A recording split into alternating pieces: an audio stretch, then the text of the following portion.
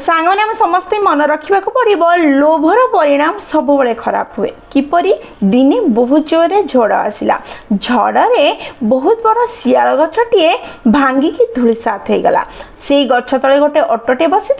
अंटा भांगीगला ता सांगे सांगे से गछ डाल जेतिकी पक्षी घर करते से घर सब तले पड़ी भांगीगला एवं घर भितर थिबा अंडा एवं पक्षींकर मांस छिटिकी चारिआडे पड़ीगला भोकरे आउटु पाउटु हो